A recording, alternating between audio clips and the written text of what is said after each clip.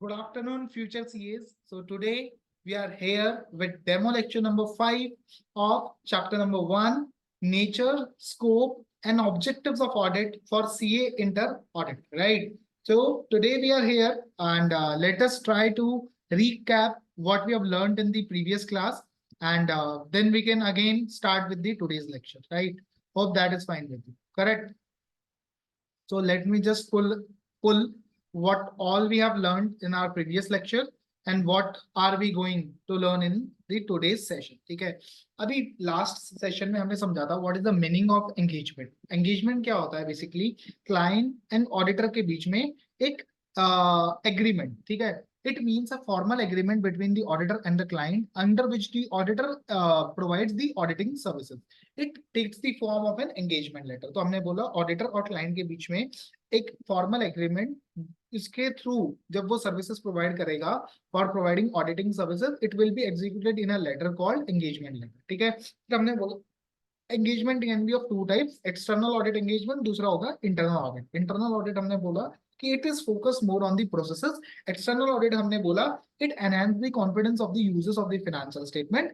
These engagements are reasonable assurance engagement. फिर हमने benefits of audit पढ़े जहाँ पे हमने बोला कि audit would result into a high quality information. ठीक है.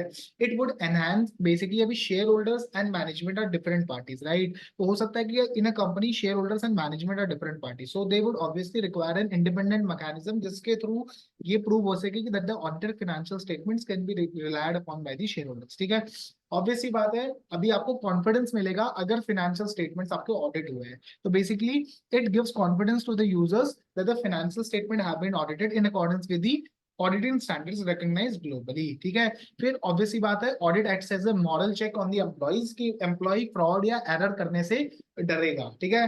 अभी it also helps in prevention of the fraud और एरर. ठीक है. It may also detect. ठीक है. Word is detect. इट में ऑल्सो ऑडिट में ऑल्सो डिटेक्ट फ्रॉड और एरर और बोथ. ठीक है.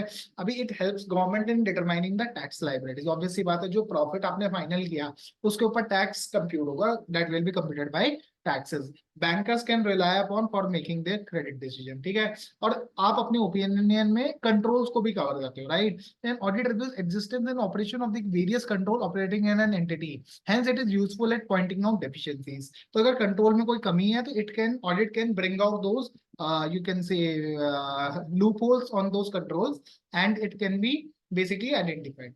फिर हमने पढ़ा इज ऑडिट मैंडेटरी और वॉलेंटरी. तो हमने बोला कंपनीज कुछ बहुत नॉन कॉर्पोरेट एसएससीज, कंपनीज के केस में ऑलवेज इट्स मैंडेटरी. कुछ बहुत नॉन कॉर्पोरेट एसएससीज जिनको टैक्स ऑडिट करवाना पड़ता है अंडर सेक्शन 44 एबी, उनके केस में भी ऑडिट मैंडेटरी है.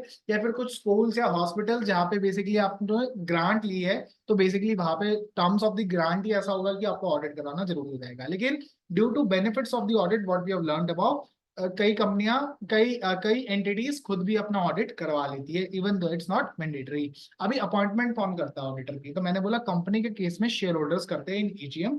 फिर मैंने बोला गवर्नमेंट कंपनी के केस में इस controller and auditor general of India. ठीक है. और फर्म के केस में इट्स पार्टनर्स. ठीक है. और फिर हमने पढ़ा कई बार गवर्नमेंट खुद ही अपॉइंट करती है tax authorities like under section 66 of the GST act या फिर section 142 of the income tax act. तो वहां पे टैक्स ऑफिशियल्स खुद ही अपॉइंट करते हैं ऑडिटर को for carrying out the special audit under दो सेक्शंस. ठीक है. तो इसमें अपॉइंटमेंट उनका वही करेगा और जो बंदा अपॉइंटमेंट करता है उन्हीं को हमारी रिपोर्ट एड्रेस होती है. इसमें बस एक एक्सेप्शन थी जहां पे हमने बोला गवर्नमेंट कंपनीज के केस में सीएजी हमें अपॉइंट करता है लेकिन हमारी रिपोर्ट एड्रेस होगी शेयर होल्डर्स को ही. तो बेसिकली कंपनीज के केस में report would be always address to the share holder whether चाहे इट्स अ गवर्नमेंट कंपनी और it's a non government company. But the appointment of the auditor depends whether it's a government company तो it will be done by CAG and if it's a non-government company it will be done by shareholders. ठीक है. Firm के case में it will be always partners of the firm and we will report to the partners. ठीक है. फिर हमने special audit में पढ़ा कि हम गवर्नमेंट ऑफिशियल्स हमें अपॉइंट करेगा and we will report to them. अभी फिर हमने बेसिकली एक केस स्टडी पढ़ी तो हमने बोला एक ऑडिट जो देता है रीजनेबल एश्योरेंस देता है, that is a high level of assurance. ठीक है. अभी आप बंदूक रख के डेटा नहीं निकलवा सकते. ठीक है. That is something limitation of audit. आप बंदूक रख के डेटा नहीं निकलवा सकते, ये भी हमने पढ़ा. फिर हमने पढ़ा basically we cover only aspects relevant to the financial reporting. ठीक है, अभी हम scope of audit में we cover all the aspects of an entity that are relevant to the financial statement. ठीक है, तो coverage of all the aspects of an entity but that should be relevant to the financial statement. तो ये हमने point पढ़ा.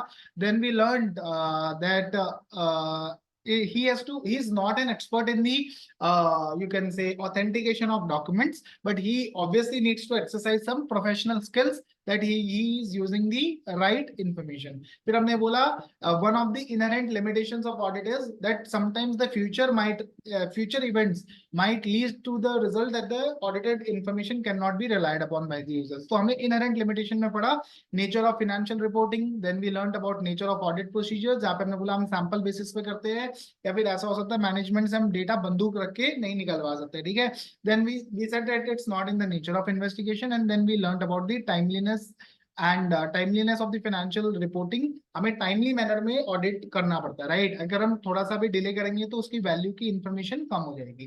तो that is what we covered in our last class. So today we are going and moving on to the term assurance engagement. Engagement हमने ऊपर समझ लिया था. It's a formal agreement between an auditor and a client, and it is set out in terms of a letter called engagement letter. Correct? तो ये हमने engagement समझ लिया था. Now learning to assurance engagement. ठीक है? So assurance engagement means an engagement in which a practitioner, now a word practitioner, auditor has been removed by the word practitioner. ठीक है? Practitioner expresses a conclusion express करता है designed to enhance the degree of the confidence of the intended users. इसमें भी हम users का confidence बना रहे हैं. ठीक है, other than the responsible party. अब ये नया term है responsible party, about the outcome of the evaluation or measurement of a subject matter against criteria. अभी हमें ये definition कुछ भी नहीं समझ आई, तो let us try to understand. ठीक है, मैं एक एक्सेल खोलता हूं. Let me try to put all these facts in this manner. सबसे पहले मैनेजमेंट. ठीक है, मैनेजमेंट क्या बनाती है? मैनेजमेंट बनाती है आपकी फिनेंशियल स्टेटमेंट्स. ठीक है, मैनेजमेंट क्या बनाती है? Financial statements. ठीक है, फिनेंशियल स्टेटमेंट्स को ऑडिटर इवैल्यूएट करता है based on the in subject, मतलब इसको हम बोलते हैं criteria. Criteria means basically framework क्या होगा इस केस में? Indian accounting standards. Let's suppose Indian accounting standards के बेसिस पे हम फिनेंशियल स्टेटमेंट बना रहे हैं. करेक्ट? तो बेसिकली जो मैनेजमेंट ने फाइनेंशियल स्टेटमेंट्स बनाए हैं, auditor would evaluate whether it's in compliance to Indian accounting standard, या फिर लेट्स सपोज अगर फाइनेंशियल स्टेटमेंट बने in accordance with accounting standard, तो auditor would evaluate whether the FS is prepared in accordance with these criteria. इसमें हो सकता है Schedule 3 भी आ जाए. Schedule 3 जो कि हमने उस दिन देखा था. ठीक है, याद है ना आपको Schedule 3 जब हमने उस दिन लाइव क्लास में देखा था, Schedule 3 Division 1. तो let me just again put that thing, Schedule 3 Division 1 जो हमने लास्ट क्लास में देखा था. करेक्ट? तो बेसिकली मैनेजमेंट बनाती है फाइनेंशियल स्टेटमेंट्स, ऑडिटर उसको इवैल्यूएट करता है अगेंस्ट सम क्राइटेरिया. तो अब इसको इस डेफिनेशन से लिंक करते हैं, right? Let us try to link with this definition what we have learn. ठीक है, अभी जो हमने डेफिनेशन पढ़ी ना, तो इसको हम लिंक करते हैं विद दिस. ठीक है, it means an engagement in which a practitioner. अभी प्रैक्टिशनर कौन हुआ? Auditor is the practitioner. ठीक है, auditor is the practitioner expresses the conclusion design to enhance the degree of the confidence of the users of the financial statement other than the responsible party. Obviously बात है, आप confidence बढ़ा रहे हो of the intended users other than the responsible party. तो obviously बात है, management ने फाइनेंशियल स्टेटमेंट बनाया है तो उसको तो कॉन्फिडेंस होना ही चाहिए ना कि ये फाइनेंशियल स्टेटमेंट सही बने हैं, राइट? उनको तो डाउट हो नहीं सकता. तो आप किसका कॉन्फिडेंस बढ़ा रहे हो? आप कॉन्फिडेंस बढ़ा रहे हो of the users other than the responsible party and about the outcome of the evaluation और measurement of a subject matter. Subject matter क्या है यहाँ पे? जो आपने फाइनेंशियल स्टेटमेंट्स बनाए, फाइनेंशियल स्टेटमेंट्स जो मैनेजमेंट ने बनाया, सॉरी. ठीक है, preparation of the financial statement is the responsibility of the management. तो अभी इसको क्राइटेरिया के अगेंस्ट आपने इवैल्यूएट किया.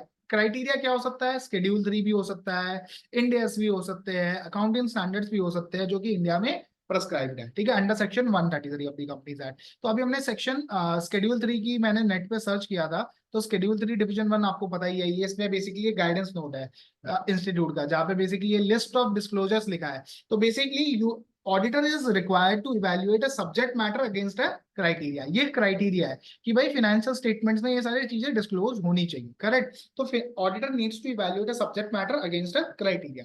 तो अभी बेसिकली वापस से लर्न करते हैं हम रिवीजन इस डेफिनेशन को. Let us try to learn this definition. Allow me 1 second.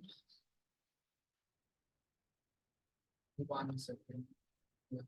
So this is assurance engagement means an engagement in which a practitioner expresses a conclusion designed to enhance the degree of the confidence of the intended users other than the responsible party. ये wording इसलिए लिखे क्योंकि management को तो खुद तो confidence होना ही चाहिए ना कि फाइनेंशियल स्टेटमेंट सही है. About the outcome of the evaluation or measurement of a subject matter against some criteria. ठीक है, तो it means an engagement wherein a practitioner expresses a conclusion designed to enhance the degree of the confidence of the intended users other than the responsible party about the outcome or evaluation of a measurement of a subject matter against criteria. तो मैंने बोला subject matter को criteria के against evaluate किया जाता है. ठीक है, तो अभी सब्जेक्ट मैटर को क्राइटेरिया के अगेंस्ट इवेल्युएट किया और ऑडिटर ने अपना कंक्लूजन ड्रॉ किया. So it means an engagement where a practitioner expresses a conclusion to enhance the degree of the confidence of the intended users. वो यूजर्स होने चाहिए other than the responsible party for a reason. क्योंकि responsible party को तो खुद confidence होना चाहिए कि जो उसने सब्जेक्ट मैटर बनाया है, सब्जेक्ट मैटर का मतलब क्या हुआ, फाइनेंशियल स्टेटमेंट जो बनाए हैं दैट आर करेक्ट. ठीक है, तो मैंने बोला assurance engagement क्या होता है. So audit is part of the assurance engagement. ठीक है, audit is part of the assurance engagement. अभी हमने जो सबसे पहले जो audit की definition पढ़ी थी ना, that is part of this assurance engagement. ठीक है, तो assurance engagement क्या होता है.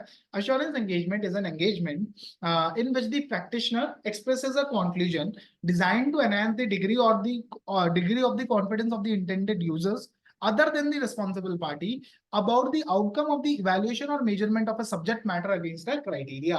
तो subject matter means हो गया financial statement. Financial statements को compare करेगा based on Ind AS या फिर accounting standard और अपना opinion देगा. ठीक है, या conclusion देगा. ठीक है, अभी चलते हैं elements of an assurance engagement. तो अभी हमने जो ऊपर पढ़ा those all are elements of an assurance engagement. अभी हमने क्या पढ़ा, इसमें तीन पार्टीज है, एक प्रैक्टिशनर है, एक रिस्पॉन्सिबल पार्टी है जो कि मैनेजमेंट हो गया, और इंटेंडेड यूजर्स कौन हो सकते हैं, शेयर होल्डर्स हो सकते हैं. तो let us try to put in the picture. ठीक है, practitioner means practitioner is a broader than auditor. Audit is related to historical financial information, whereas practitioner may provide assurance not necessarily related to the historical financial information. तो ये अभी नहीं समझ आया, मैं समझाता हूँ. अभी पहले डेफिनेशन को समझो. assurance engagement is an engagement where a practitioner क्या करता है, practitioner expresses a conclusion to enhance the confidence of the intended users other than the responsible party based on the outcome of the evaluation or measurement of a subject matter against a criteria. मतलब financial statement को वो evaluate करेगा against the criteria and he will give some conclusion to enhance the confidence of the intended user. That is assurance engagement, right. तो अभी assurance engagement में क्या होगा, एक प्रैक्टिशनर होगा, एक रिस्पॉन्सिबल पार्टी होगी, एक इंटेंडेड यूजर्स होंगे. ठीक है, तो मैंने बोला प्रैक्टिशनर होगा, एक रिस्पॉन्सिबल पार्टी होगी एंड देन इंटेंडेड यूजर्स होंगे. 1 second. Sorry for the pause. So basically, we were discussing that there is a responsible party, then there is a practitioner, and there are the intended users, right? तो responsible party financial statements को बनाती है, जिसको practitioner evaluate करता है against the subject matter, right? तो practitioner evaluate करता है against some subject matter and then he draws a conclusion, right? That is what we have discussed, correct? So अभी basically अपन इसमें हमने क्या समझा, इसमें there are three parties, a practitioner, a responsible and then intended users.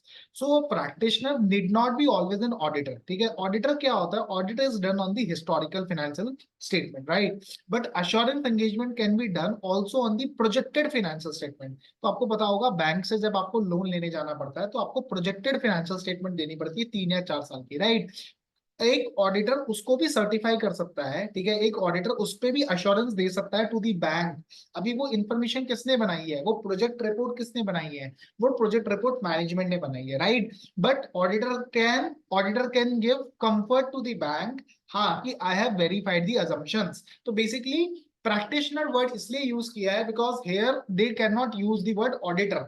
Auditor अगर use करते हैं तो it would have been limited to only historical financial information, but they also wanted to cover prospective financial information, right? So अभी assurance engagement हमने क्या समझा? It's an engagement in which a practitioner expresses a conclusion to enhance the confidence of the intended users other than the responsible party about the outcome of the evaluation or measurement of a subject matter against a criteria. That is what we have learned. Responsible party क्या होती है? A responsible party is the party responsible for the preparation of the subject matter. तो जैसे financial statement के case में कौन responsible है for the preparation of the subject matter? It is the management of the entity, right? So in case of financial statement, it's the management of the entity. ठीक है? Intended users. Basically ये वो लोग हैं जिनके लिए for which the financial statements are basically prepared. So they are the person for whom a assurance report is prepared. Financial statement along with the assurance report. मैंने जिसके लिए assurance report बनाई है, they are my intended users. These person may use the report in making decisions. तो मैंने बोला अभी elements of assurance engagement अपन समझ रहे हैं, ठीक है? तो इसमें मैंने बोला इस पे तीन पार्टीज होगी, एक प्रैक्टिशनर होगा, एक रिस्पॉन्सिबल पार्टी होगी, तीसरा इंटेंडेड यूजर्स होंगे, ठीक है? अभी प्रैक्टिशनर क्या होता है? Practitioner need not be an auditor. Auditor क्या होता है? जो बंदा हिस्टोरिकल फाइनेंशियल स्टेटमेंट के ऊपर प्रोसीजर्स परफॉर्म करता है. But it can be a practitioner जो बेसिकली प्रोस्पेक्टिव फाइनेंशियल इंफॉर्मेशन को भी कई बार सीए को काम करना पड़ जाता है. Example in case of project reports, अभी हम उसके बारे में पढ़ेंगे, उसमें ऑडिटर को क्या करना होता है, ठीक है? तो मैंने बोला practitioner and then responsible party and then the intended users. Intended users कौन होते हैं? जो आपकी अश्योरेंस रिपोर्ट को यूज करेंगे. They are the person for whom an assurance report is prepared. These person may use the reporting making the decision in making the decisions. तो ये basically इस रिपोर्ट का यूज करेंगे. So we learned there are three parties. One is practitioner, the another one is the responsible party, and the third one is the intended users. ठीक है? अभी मैंने बोला सब्जेक्ट मैटर को प्रैक्टिशनर इवेल्युएट करेगा against some criteria. तो दूसरा point आ जाता है सब्जेक्ट मैटर. ठीक है? सब्जेक्ट मैटर क्या होगा?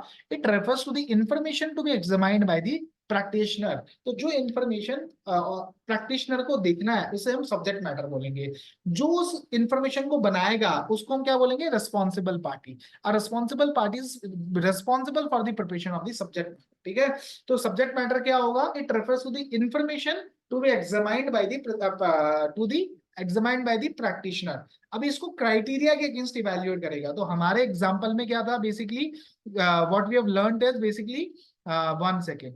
क्राइटेरिया क्या हो सकता है? कोई भी स्टैंडर्ड हो सकता है, कोई भी लॉ हो सकता है. ठीक है? तो बेसिकली उसको क्राइटेरिया के अगेंस्ट इवैल्यूएट किया जाएगा. These refer to the benchmarks used to evaluate the subject matter like standards, guidance, laws, rules and regulation. तो मैंने बोला standard, guidance, laws, rules and regulation. These are the criteria against which the subject matter information will be evaluated by the practitioner. ठीक है? अभी practitioner को क्या देना है? Conclusion देना है. ठीक है? ताकि वो कॉन्फिडेंस बढ़ा सके किसका? Users of the financial statement का, राइट? तो कंक्लूजन देने से पहले उसको क्या ऑब्टेन करना पड़ेगा? Sufficient and appropriate evidence. ठीक है? तो sufficiency relates to the quantity and appropriateness relates to the quality. ठीक है? तो sufficiency, so the evidence should be both sufficient and appropriate. अभी appropriateness is sometimes an evidence might be appropriate. Example लेते हैं, आपको एक डायरेक्ट कंफर्मेशन आ रही है और एक आपको मैनेजमेंट से कंफर्मेशन आ रही है. ठीक है? आप कौन सी प्रेफर करोगे? आप डायरेक्ट कंफर्मेशन प्रेफर करोगे, जहां पे बैंक डायरेक्टली आपको कंफर्म कर रहा है कि इस एंटिटी का बैलेंस ही है. ठीक है? एक कंफर्मेशन किससे आ रही है? मैनेजमेंट से. मैनेजमेंट क्या बोल रहा है कि ये मेरी बैंक स्टेटमेंट का स्लिप रहा और ये मेरा बैलेंस है एज पर बैंक. तो उस वाले में आपको कंफर्ट किस में ज्यादा है? आपको कंफर्ट ज्यादा आएगा जब बैंक वाला डायरेक्टली कह रहा है कि आपका बैलेंस इतना है. तो that is about appropriateness. It's the quality of the evidence. ठीक है? तो क्वालिटी मींस अगर आपको कोई चीज डायरेक्टली मिलती है ना तो वो ज्यादा अच्छी होती है. ठीक है? मतलब आपको ज्यादा कंफर्ट होगा उसके ऊपर एज एन ऑडिटर, क्योंकि उसमें मैनेजमेंट कुछ भी चेंज नहीं कर सकता, right? So external confirmation are more better than internal confirmation from the management. मतलब मैनेजमेंट ने बेसिकली मैनेजमेंट ने क्या किया? मैनेजमेंट ने बैंक का स्लिप लगाया और बोला कि ये मेरा बैंक बैलेंस है, तो वो मुझे इतना कंफर्ट नहीं दे पाएगा, right? So sufficient and appropriate evidence. अभी सफिशिएंट भी होना चाहिए मीन्स क्वांटिटी भी अच्छी खासी होनी चाहिए, और अप्रोप्रिएटनेस मीन्स क्वालिटी भी अच्छी खासी होनी चाहिए, ठीक है। One evidence may be providing more comfort to the auditor than the other evidence. अभी एग्जांपल हमने समझा, जहाँ पे बैंक से अगर आपको डायरेक्टली आई है तो आपको ज्यादा कंफर्ट रहेगा, right. The evidence providing more comfort is qualitative and therefore appropriate. Evidence should be both sufficient and appropriate. ठीक है, evidence should be both sufficient and appropriate. तो अभी हम वापस से assurance engagement को learn करते हैं. It is an engagement. It means an engagement in which a practitioner is called upon to express a conclusion to enhance the confidence of the intended users. Other than the responsible party. Users कौन है? Other than the responsible party, because responsible party को तो खुद ही confidence है ना कि उसने सही बनाया है, ठीक है ना, about the evaluation of the outcome about the outcome of the evaluation or measurement of a subject matter against a criteria. Subject matter हमने समझा financial statements, criteria is standards, guidance, laws, rules and regulation. तो हमने बोला इसमें तीन party का होना बहुत जरूरी है, एक प्रैक्टिशनर का, एक रेस्पॉन्सिबल पार्टी का, एक इंटेंडेड यूजर्स का, ठीक है। फिर हमने बोला इसमें सब्जेक्ट मैटर का होना भी बहुत जरूरी है। फिर हमने बोला तीसरा इसमें क्राइटेरिया का होना भी बहुत जरूरी है। और देन हमने बोला हमें कंक्लूजन ड्रॉ करना है तो हमें क्या ऑब्टेन करना पड़ेगा? सफिशिएंट एंड अप्रोप्रिएट एविडेंस, ठीक है। Sufficient means quantity, appropriateness means quality. अभी sometimes a direct confirmation may confirm the auditor way much more than an confirmation from the management, right? So basically an evidence should be both sufficient as well as appropriate. अभी उसको obvious सी बात है, conclusion को express करना पड़ेगा। अब वो express कैसे करेगा? एक्सप्रेस करेगा through a written assurance report in appropriate form. तो basically a written report is provided containing conclusions that conveys the assurance about the subject matter. तो basically वो क्या करता है? Expresses a conclusion through a written report. तो मैंने बोला there are 5 elements of an assurance engagement. First, there are 3 parties. There is a subject matter, there is a criteria, then you have to obtain sufficient appropriate evidence, and then you need to express a conclusion through a written assurance report in an appropriate form. तो अभी assurance दो type की हो सकती है। एक होती है रीजनेबल अश्योरेंस, ठीक है, जो कि हम ऑडिट में लेते हैं। दूसरी होती है लिमिटेड अश्योरेंस, ठीक है, जो कि हम रिव्यू या फिर प्रोस्पेक्टिव फाइनेंशियल इंफॉर्मेशन, जो भी मैंने समझाया ना, बैंक को जो प्रोजेक्टेड फाइनेंशियल इंफॉर्मेशन देनी होती है। तो there are 2 types of assurance. पहले इस वाले टॉपिक को छोड़ के अपन इस वाले पे चलते हैं। There are 2 types of assurance engagement. One is reasonable assurance engagement, another one is limited assurance engagement, ठीक है। Reasonable assurance engagement provides a high level of assurance. Example is audit, ठीक है। एग्जाम्पल क्या हो जाएगा यहाँ पे? Example is audit. It provides a high level of assurance. Example is audit, ठीक है। एग्जाम्पल क्या हो गया इसका? ऑडिट हो गया। It provides a high level of assurance. Limited assurance में क्या होता है? It's a lower level of assurance than the reasonable assurance, ठीक है। मतलब it's a lower level of assurance than the reasonable assurance, but it's not a low level. देखो word समझो, it's a lower level of assurance than the reasonable assurance, ठीक है। So limited assurance engagement provides a lower level of assurance than the reasonable assurance engagement. इसका मतलब ये नहीं कि ये low assurance देता है, इसका मतलब क्या है? It's a moderate. So there are 3 types, 4 types I should say. मैं बताता हूँ। एक होता है लो अश्योरेंस, ठीक है। लो अश्योरेंस मतलब एकदम ही लो अश्योरेंस, ठीक है। एक मॉडरेट अश्योरेंस, ठीक है। मॉडरेट अश्योरेंस अश्योरेंस एक होता है हाई अश्योरेंस, ठीक है, जो कि रीजनेबल अश्योरेंस हो गया, ठीक है। High assurance. और एक होता है एब्सोल्यूट अश्योरेंस, ठीक है। Absolute assurance. ये 4 टाइप के एंगेजमेंट्स हो सकते हैं, ठीक है। एब्सोल्यूट अश्योरेंस मींस 100% सही है, 100% सब कुछ सही है, करेक्ट। तो बेसिकली इस वाले में क्या होगा? आप 100% अश्योरेंस दे रहे हो। 1 second. In absolute assurance, it will be 100% assurance. Auditor cannot give this, ठीक है, ये पॉसिबल नहीं है, ये आप अश्योरेंस नहीं दे सकते। अभी वो देता है रीजनेबल अश्योरेंस, ठीक है, जो कि ऑडिट में वो एक्सप्रेस करता है, ठीक है। Review and prospective financial information में वो जो अश्योरेंस देता है, that is moderate level of assurance, ठीक है। और लो लेवल ऑफ अश्योरेंस का तो कोई फायदा ही नहीं है। एक्चुअल में लो लेवल ऑफ अश्योरेंस का तो कोई सेंस ही नहीं बनता ना, क्योंकि लो लेवल ऑफ अश्योरेंस तो मैनेजमेंट खुद ही बोल रहा है ना कि सही बनाया मैंने, ठीक है। सो auditor can either give moderate assurance or can give high level of assurance, both the extremes, that is absolute assurance and the low assurance is not possible for a practitioner. फिर लो एश्योरेंस का मतलब क्या हुआ, मैंने तो कुछ देखा ही नहीं, ठीक है, तो फिर तो मैनेजमेंट नहीं किया है ना जो किया है। तो that is something, either we give high assurance, that is reasonable assurance, or we give a moderate level of assurance, that is a level lower than the reasonable assurance। इसका मतलब ये नहीं हुआ आपने लो assurance दी है, बहुत इंपॉर्टेंट है ये वर्ड, ठीक है। what it is saying is it's a assurance lower level of assurance than the reasonable assurance, that means it's a moderate level of assurance, it's not a low level of assurance, समझ गए। so low, moderate, high and absolute। absolute नहीं दे सकते, low नहीं दे सकते, आप क्या दे सकते हो, moderate या फिर high level of assurance. High level of assurance is reasonable assurance and moderate level of assurance is limited assurance engagement. तो बेसिकली ऑडिट इज, ऑडिट में क्या होता है, basically you are basically having a reasonable assurance and review and prospective financial information, जहां पे project report बनती है वहां पे it's a limited assurance engagement, ठीक है।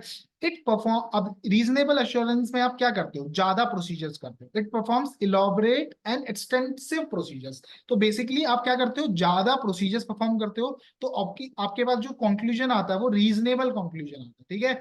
यहाँ पे आप क्या करते हो, फ्यूअर प्रोसीजर्स करते हो, तो आपके पास जो कंक्लूजन आता है दैट इज लिमिटेड कंक्लूजन आता है, ठीक है। तो मतलब मैंने क्या बोला, वहां पे आप प्रोसीजर्स प्रोसीजर्स क्या करते हो, बहुत एक्सटेंसिव करते हो, तो आपके पास जो आउटकम आता है प्रोसीजर करने के बाद कंक्लूजन आता है, राइट। तो वहां पे अगर आप ज्यादा प्रोसीजर कर रहे हो तो आपका आउटकम क्या आएगा, वहां पे रीजनेबल कंक्लूजन आएगा। यहाँ पे आप क्या कर रहे हो, फ्यूअर प्रोसीजर कर रहे हो तो आपका आउटकम क्या आएगा, लिमिटेड कंक्लूजन आएगा। तो basically it performs elaborate and extensive procedure to obtain sufficient and appropriate evidence.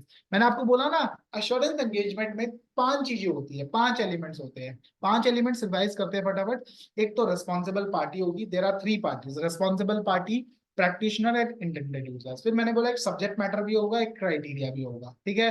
फिर मैंने बोला evidence should be both sufficient and appropriate and a written assurance report needs to be express by the practitioner. ये हमने 5 points पढ़े, ठीक है।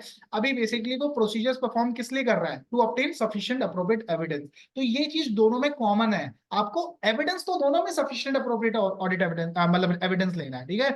It perform fewer procedure as compare to the reasonable assurance engagement to obtain sufficient appropriate evidence. मतलब आप evidence में कमी नहीं कर सकते, आपको एविडेंस तो लेना ही पड़ेगा। तो बेसिकली मींस क्या हुआ, बस level of assurance is different, but the you have to have the evidence that is sufficient and appropriate based on the assurance opinion that you need to express। तो मैंने बोला ऑडिट और review.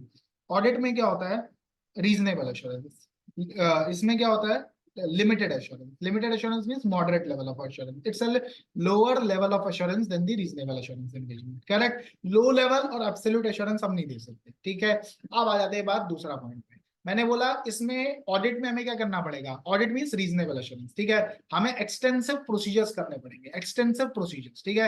Extensive, elaborate and extensive procedures, ठीक है, to obtain sufficient appropriate evidence. यहाँ पे हमें क्या करना पड़ेगा, फ्यूअर प्रोसीजर्स करने पड़ेंगे, कम प्रोसीजर्स करने पड़ेंगे to obtain sufficient appropriate evidence. अभी इसमें जो कंक्लूजन आएगा दैट इज रीजनेबल कंक्लूजन। इसमें जो कंक्लूजन आएगा it involve obtaining sufficient appropriate evidence to draw limited conclusion, ठीक है।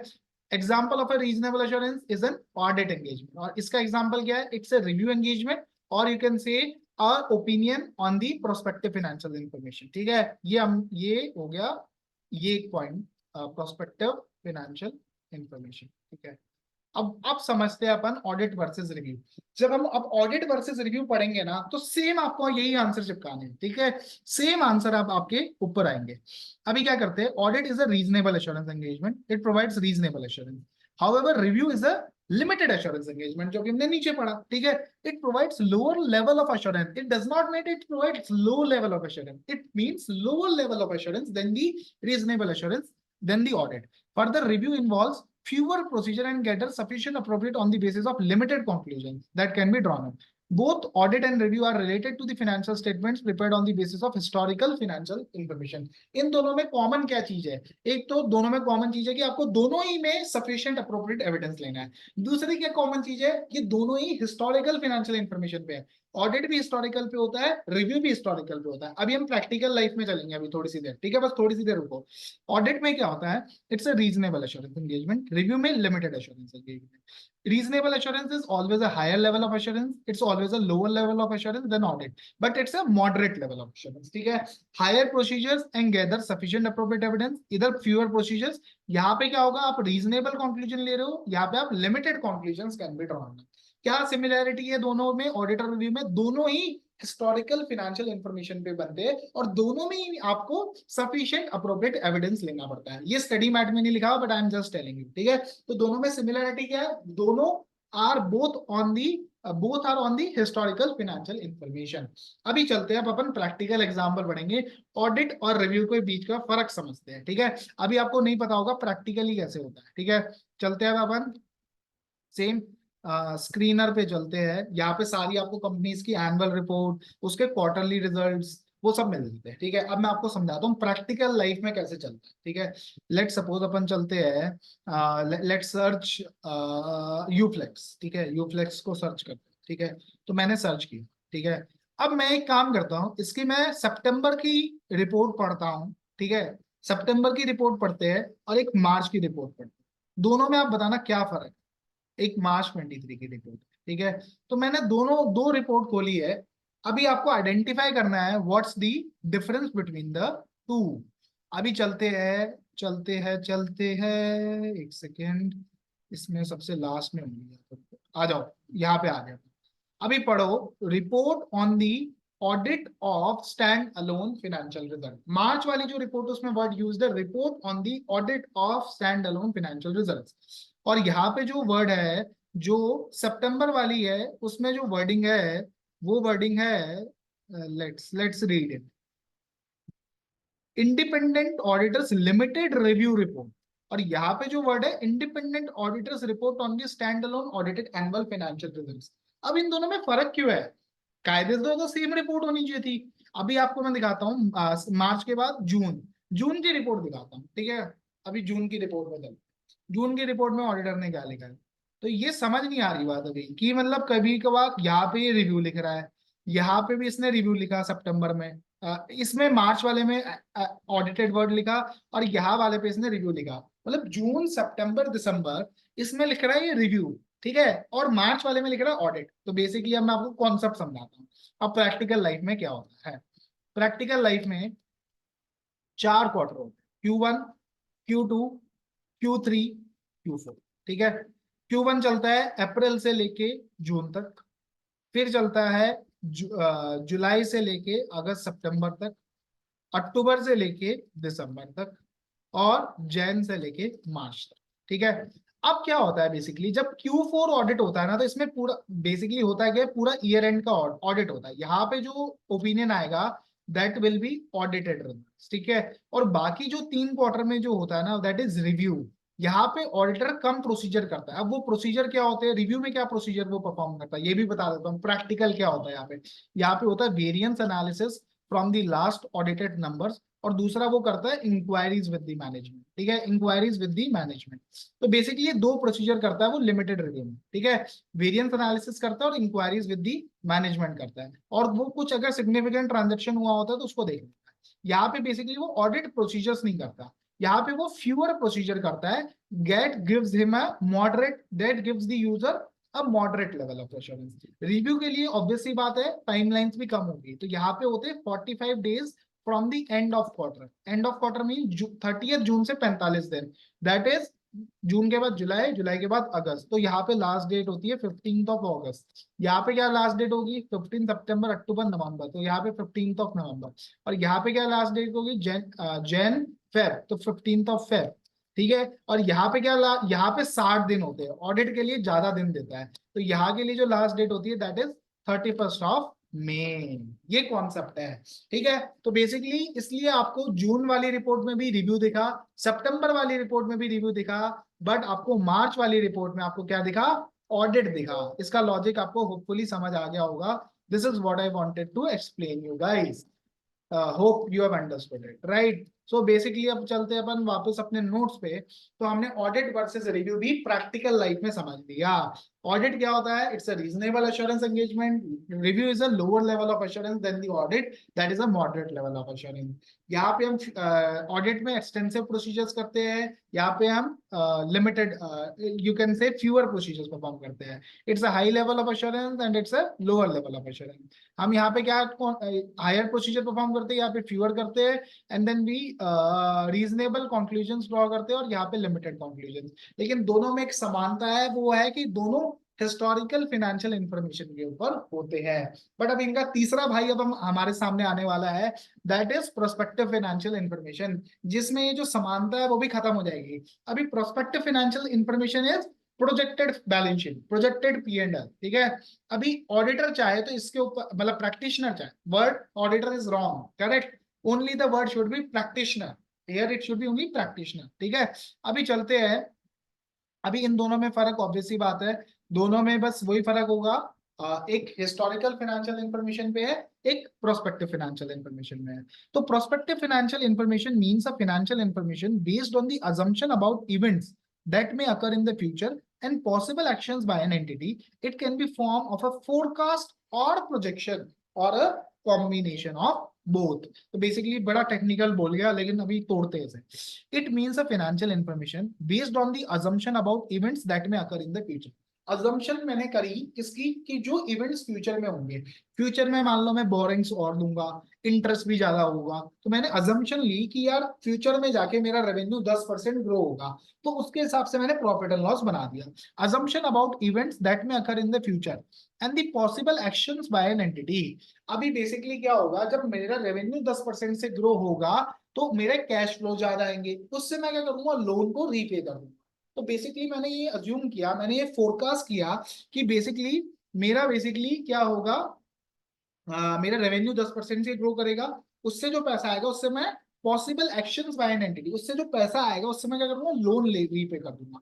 तो prospective financial information means a information based on the assumptions about the events that may occur in the future and possible actions by an entity. तो basically revenue मैंने assume किया कि 10% से grow करेगा, वो जब ग्रो करेगा तो मैं अपने लोन्स को रीपे कर दूंगा। तो basically it's an assumption that my revenue will grow by 10%. So prospective financial information means a financial information based on the assumption about events that may occur in the future and possible actions by an entity. It can be in the form of a forecast or a projection or a combination of both. अभी अपन confused है, forecast क्या होता है और projection क्या होता है। तो लेट्स सर्च, ठीक है, फोरकास्ट और प्रोजेक्शन में क्या फर्क है। Forecast is based on the statistical analysis and projection is merely based on the assumption and current data. It focused on a desired outcome. मैं बताता हूँ फोरकास्ट क्या होगा। Forecast is much realistic. अभी आपने बोला मेरा रेवेन्यू 10% ग्रो होगा, ठीक है, या तो ये बेस्ड हो सकता है on the past historical experience, जहां पे आपने देखा होगा कि भाई 10% में एक्चुअली ग्रो किया है इस कंपनी का रेवेन्यू, तो दैट इज हो गया forecast, that is based on a statistical analysis and data modelling. जो हमने पास्ट का एनालिसिस किया, हमने देखा पास्ट में भी 10% ग्रो किया, that is known as forecast. और प्रोजेक्शन क्या हो गया, प्रोजेक्शन क्या हो गया, बेसिकली मैंने बहुत सारे आउटकम्स बनाए, जहां पे बेसिकली मैंने बोला 10% से ग्रो किया तो क्या होगा। बेसिकली देखो मैं समझाता हूँ फर्क, फर्क देखो, फोरकास्ट हो गया और एक प्रोजेक्शन, ठीक है, दोनों में फर्क है, ठीक है। तो अभी हमने डेफिनेशन क्या लर्न करी, prospective financial information means a financial information, एक ऐसी फाइनेंशियल इंफॉर्मेशन बनाई कंपनी ने based on the assumption about some future events that may occur in future, ठीक है, about assumptions Lee means financial information based on the assumption about events that may occur in future, ठीक है, and possible actions by an entity. Obviously बात है, अगर revenue 10% के grow करेगा तो बेसिकली क्या होगा, मैं उसके थ्रू लोन को रीपे करूंगा, ठीक है। And it can be in the form of a forecast और प्रोजेक्शन और अ कॉम्बिनेशन ऑफ बोथ, ठीक है। अभी फोरकास्ट क्या होता है और प्रोजेक्शन क्या होता है, दोनों को समझ के, ठीक है। फोरकास्ट क्या हुआ, मैंने एक कंपनी का देखा, पिछले साल रेवेन्यू था 100 रुपए, इस साल हो गया 110 रुपए, and the company is using the same growth rate 1.1 into 110, ये हो गया 131 रुपए। This is forecast, it is based on the established pattern, ठीक है। अभी चलते प्रोजेक्शन क्या, प्रोजेक्शन क्या हुआ, 100 रुपए 110 हो गया एक्चुअल। अब कंपनी क्या बोलेंगे, कंपनी अज्यूम कर रही है अगर कंपनी 10% ग्रो करेगी तो रेवेन्यू क्या होगा, ठीक है। कंपनी अगर 20% ग्रो करेगी तो क्या होगा,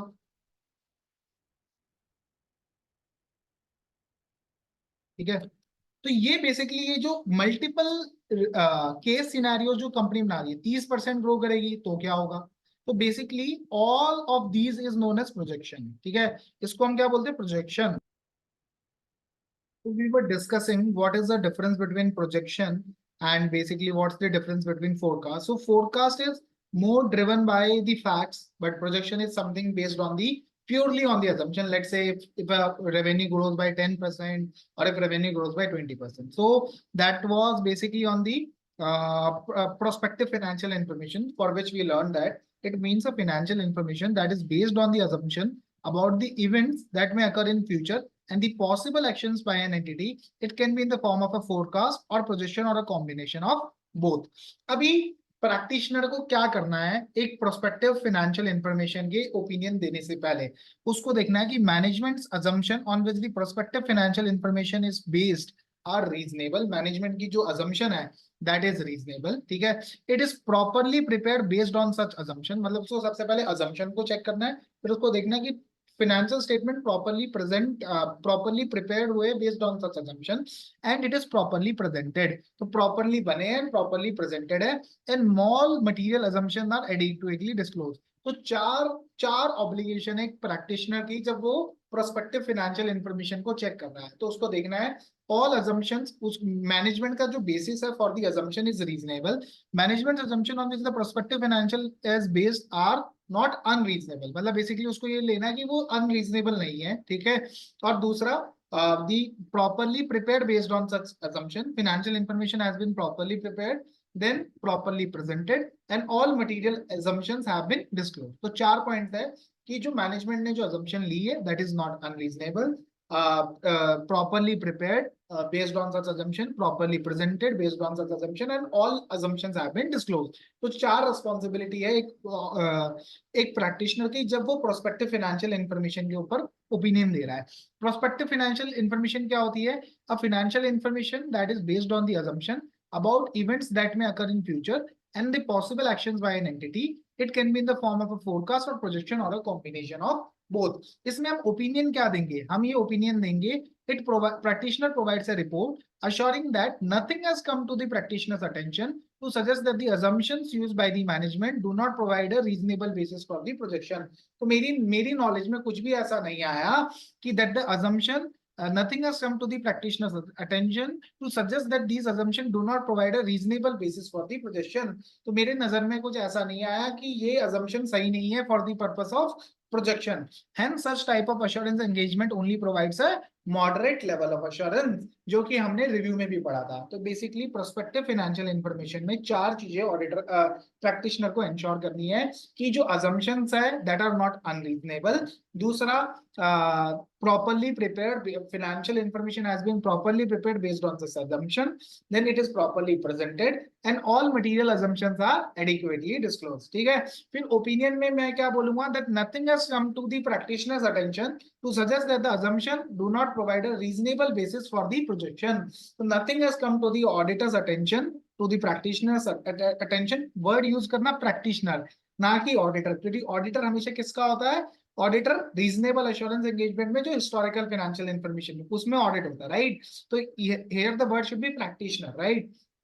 अभी चलते हैं, it is to be noted that in such type of assurance engagement examination is not of the historical financial information. तो अभी हिस्टोरिकल फाइनेंशियल इंफॉर्मेशन और प्रोस्पेक्टिव फाइनेंशियल इंफॉर्मेशन में क्या फर्क है, financial information of prospective financial information is based on the assumption about the occurrence of future events and possible actions by an entity। अभी historical financial information क्या होती है, जो that is based on the history, that is based on the events, circumstances that have already occurred, information expressed in the financial terms of an entity about economic events, condition or circumstances occurring in the past period। so economic event, condition or circumstances occurring in the past period, that is historical financial information। अभी हमने चार type का पढ़ा, audit is a reasonable assurance, review of the financial information is a limited assurance, Review examination of the prospective financial information is a limited assurance wherein we give the moderate level of assurance and reporting on controls. ये भी एक type का काम कर सकता है based on the auditor practitioners capability, तो वो कंट्रोल्स के ऊपर भी ओपिनियन दे सकता है and it might be either of the two. It can be either a reasonable assurance or a limited assurance, but the terms needs to be agreed with the client that you will provide them a limited assurance or a reasonable assurance. So that is what we have learned. अभी चलते हैं फटाफट. Management of tours and travel provide an assurance report on the financial information for the first quarter by skipping required detailed procedure. So it's a review engagement, right? मैंने आपको बताया था quarter में क्या होता है, रिव्यू होता है. Such report would be in the nature of review and it provides a limited assurance. However, the auditor needs to have sufficient appropriate or evidence. ठीक है, what would be the nature? Would it be necessary for them to obtain sufficient appropriate evidence? तो जवाब है हाँ. दोनों ही case में, चाहे वो लिमिटेड अश्योरेंस हो चाहे वो रीजनेबल अश्योरेंस हो, दोनों में ही आपको सफिशिएंट अप्रोप्रिएट एविडेंस लेना पड़ता है. ठीक है, अभी चलते हैं प्रोस्पेक्टिव फाइनेंशियल इंफॉर्मेशन को रिवाइज करते हैं. हमने बोला ऑडिटर की क्या रिस्पॉन्सिबिलिटी, वो देखेगा कि assumptions are not invalid. ठीक है, assumptions are not unreasonable. assumptions के बेसिस पे प्रॉपर्ली प्रेजेंट हुआ है, प्रॉपर्ली प्रिपेयर हुआ है and all material assumptions are disclosed. फिर ओपिनियन में क्या बोलेगा, nothing has come to the practitioner's attention to suggest that the assumptions used by the responsible party does not provide a reasonable basis for the projection. ठीक है, फिर मैंने बोला historical और प्रोस्पेक्टिव में फर्क क्या है. Prospective means a financial information based on the assumptions about future events, about the events that may occur in the future and possible actions by an entity. It can be form of a forecast और projection. ठीक है, example of assurance engagement हमने 4 type के पढ़े, audit, review, prospective financial information. एक हमने बोला कई बार इंटरनल कंट्रोल्स पे भी आप ओपिनियन दे देते हो, तो दैट इज आल्सो कवर्ड. ठीक है, तो this is all for today. In the next class, we will cover qualities of auditor and the standards, right? So that is what we want to cover. So that is all for today. And thank you guys for being part of these lectures. You have been of extremely support to me. So yeah, thanks to you and hope you are doing your studies with proper attention and proper focus. So that is also important. And moreover, I would also urge you to basically share these feedback to me that yeah, whether you are liking these classes or not. I think I'm trying to upload the entire revision by tomorrow for chapter number 1. And then I think you can let me know what's your thought on this, because I'm just planning to launch the entire course and complete it by May end. So that's the plan. Thank you. Thanks a lot. Bye. Have a good day.